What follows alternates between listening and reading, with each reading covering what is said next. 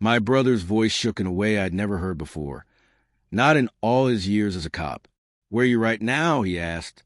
I told him I was at home with my wife and our little boy. There was a pause, then a whisper that didn't sound like him. "Lock every door and window. Don't tell your wife why." Something inside me went still. "What's going on?" I asked, but he didn't answer right away. I could hear shouting, radios, and the kind of noise that only happens at a crime scene. Then his words came, heavy and uneven. "We just got a call about your wife. We're coming." The line went dead. I stood there, staring at the phone. My wife was in the kitchen, drying her hands, humming softly. The smell of dinner filled the air. The clock ticked. My son laughed from the living room. But all I could hear was my brother's voice. "Don't tell your wife why." That was when everything shifted. I locked the doors one by one. When she asked why, I smiled and said the police had warned about a possible break-in nearby. She laughed a little, uneasy. "You're scaring me," she said. I looked at her reflection in the glass, and for a second, I didn't recognize the woman standing there. 20 minutes later, headlights flashed across the window. My brother stepped out, soaked from the rain, his expression unreadable. He glanced at her, then at me. "Can we talk outside?" he said. Under the porch light, his words came low and slow. "Someone called the station tonight. They said your wife isn't who she says she is." The details, they matched a missing person case from another state. A woman who vanished 5 years ago. Same name, same face. I looked through the window into our living room. She was holding our son, smiling like everything was fine. For the first time in my life, I didn't feel safe in my own home. Over the next few days, I went through the motions, work, dinner, bedtime stories, pretending everything was normal. But I watched her closely. The way she changed the channel when the news came on. The way she froze when someone knocked at the door. Her phone always face down. When she slept, I searched. I compared photos, names, reports. And there she was, listed as missing. A dead fiancé. A sealed investigation. Another body found near a rental cabin. Never identified.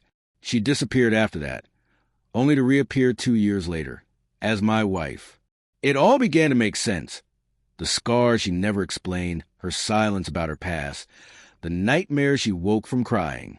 I want to believe it was a mistake. But lies have an expiration date, so I started gathering proof. DNA from her toothbrush, data from her phone, a contact saved under a name I recognized, Evan, the same man from a file, the one who died. When the lab report came back, I couldn't open it right away. I just sat there, staring at the envelope.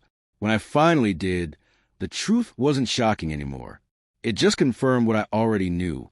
She wasn't who she claimed to be, not even close. That night, after our son went to bed, I placed the report on the table. The rain was falling again. She looked at it, then at me. Her face went pale.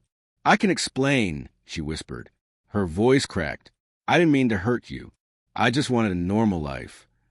Tears came. Apologies. But I said nothing. When the truth arrives, silence feels heavier than shouting. The next morning, she woke up to an empty house. I'd taken our son and packed the car. On the kitchen counter, I left a report and a note that said, "You can stop pretending now. The police will find you where I did." She called 17 times. Then my brother called. "You did the right thing," he said quietly. But it didn't feel like relief, just emptiness. It's been 6 months now. She's awaiting trial under her real name. Reporters keep calling for a comment, but I never answer. People ask how I didn't see it, how someone could live a double life that close. But deception isn't loud. It smiles at you.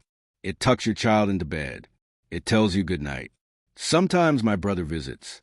He says I seem calm. I tell him calm is what's left when there's nothing else to lose. At night, I still hear her voice whisper my name, like a memory that won't fade. I let it linger a moment before I remind myself.